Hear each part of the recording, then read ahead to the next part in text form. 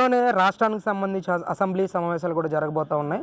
మరి దీనికి సంబంధించి జగన్మోహన్ రెడ్డి గారు నిన్న ప్రెస్ మీట్లో మాట్లాడుతూ గతంలో కావాలనే చంద్రబాబు నాయుడు ముసలి కన్నీళ్లు కార్చి అసెంబ్లీ నుంచి బయటకు వెళ్ళిపోయిన పరిస్థితి, జగన్ ఉంటే నేను మళ్ళీ అసెంబ్లీలో అడుగు పెట్టను అని చెప్పేసి అన్నీ చంద్రబాబు నాయుడు బయటకు వెళ్ళిపోయాడు అని చెప్పి జగన్మోహన్ రెడ్డి చెప్తా ఉన్నారు. ఆ రోజు ఏం జరిగింది అసెంబ్లీలో, జగన్ గారు చెప్తున్న మాటల్లో వాస్తవం ఎంత? ఇప్పుడు ఆ రోజు ఏం జరిగిందనేది అక్కడ ఉన్నటువంటి ఎమ్మెల్యేలు అందరూ చూశారు.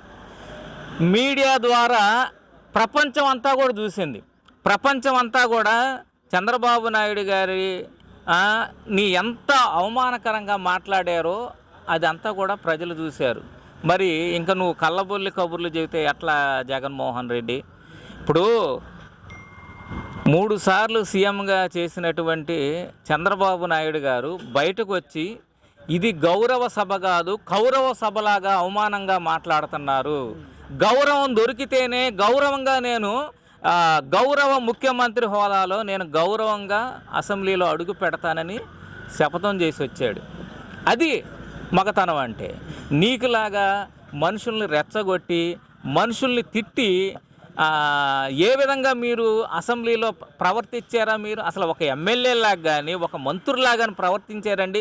వీధి రౌడీలు వీధి కుక్కల్లాగా మాట్లాడారు. అది ప్రజలంతా చూశారు.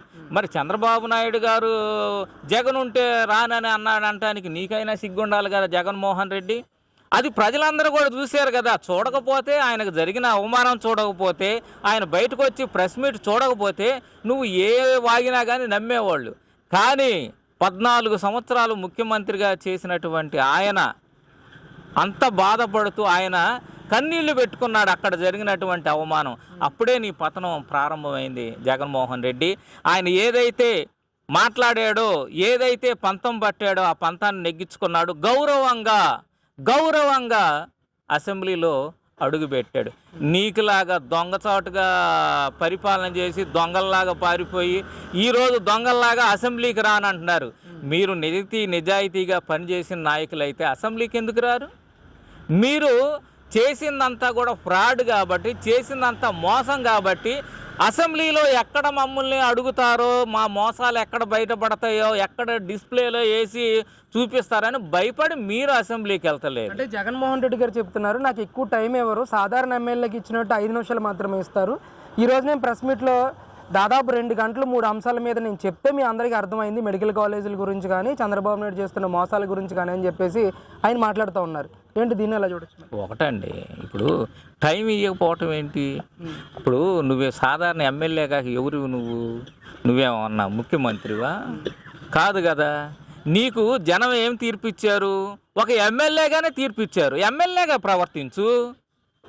నీకు ఇచ్చిన సీట్లు ఎంత? నీకు ఏదో మా ఊర్లో ఒక ఆయన అంటాడు, గొర్రె తోక ఎంత ఉంటే అంతే ఊపుకోవాలి. నీకు జనం ఎంత బెత్తిడే ఇచ్చారు, ఆ బెత్తిడితోనే తోక ఊపుకోవాలి. కానీ కాదు నేను పులిని సింహాన్ని ఏనుగుని అంటే కుదరదు జగన్మోహన్ రెడ్డి. జగన్ నీకు ఇచ్చింది బెత్తెడు, ప్రజలు నీకు ఇచ్చింది బెత్తెడు. ఆ బెత్తెడితోనే నువ్వు మాట్లాడాలి. కాబట్టి అందరికీ ఎంత టైం ఇస్తారో అసెంబ్లీలో అంతే నీకు ఇస్తారు. అంతేగాని నీకు అలాంటి ఇవి జరగవు. ఇలాంటివన్నీ మానుకో జగన్మోహన్ రెడ్డి. జగన్మోహన్ రెడ్డి గారికి ప్రతిపక్ష హోదా ఇవ్వాలని అంటే కూటమి నాయకులు చెమటలు పడుతున్నాయని చెప్పేసి మాట్లాడుతున్నారు. ఒకటండి, ఇప్పుడు ఈ ప్రజలు పిచ్చోళ్ళు కాదు కదా. ప్రజలు పిచ్చోళ్ళు కాదు. ప్రజలు తీర్పు ఇచ్చారు. ఆ తీర్పును మీరు గౌరవించాలి. అంతేగాని మీకు ఇష్టం వచ్చినట్టు మీరు మాట్లాడుకోవటం అది కరెక్ట్ కాదండి. అంటే ప్రతిపక్ష హోదా ఇవ్వాలంటేనే చంద్రబాబు నాయుడికి వెన్నులో వణుకు పడుతుంది అని చెప్పేసి అంబటి రాంబాబు కామెంట్ చేస్తూ ఉన్నారు. మీకు ప్రతిపక్ష హోదా కావాలంటే 2029లో గ్యారంటీగా మీకు ప్రతిపక్ష హోదా వచ్చింది. ఇది రాసి పెట్టుకో అంబటి రాంబాబు. మేము అధికారంలోకి వస్తామని చెప్పి అంటున్నారు. మరి వాళ్ళు వీళ్ళకి ప్రతిపక్ష హోదాయే ఏంది తక్కువ, వీళ్ళకి ప్రతిపక్ష హోదాయే ఎక్కువ అండి. అది వీళ్ళు తెలుసుకోవట్లేదు. ఇంకా ఊహల్లో ఉన్నట్టు ఉండారు. మాకు వైనాట్ 175 అనే ఆ ఊహల్లోనే ఉండదు. ఊరే బాబా, మీకు జనం 11 సీట్లే ఇచ్చారు. రేపు ఆ 11 కూడా రావు. అది గుర్తుపెట్టుకోండి నాయన. అంటే మీరు ఊహలు అంటూ ఉన్నారు. జగన్మోహన్ రెడ్డి గారు ఏమో నేను చేసిన మంచి ప్రజల్లో ఇంకా బ్రతికే ఉంది, ఖచ్చితంగా 2029లో అధికారం చేపడతామని చెప్పేసి ఆయన మాట్లాడుతున్నారు. అవును, నిజమే. ప్రజలు కూడా బతికే ఉండారు, నీకు ఓట్లేసిన ప్రజలు కూడా బ్రతికే ఉండారు. కాబట్టి ఆ ప్రజలే ఏంది, నీకు పోయినసారి ఓట్లేని ప్రజలే ఈసారి కూడా నీకు ఓట్లేరు, అది తెలుసుకో.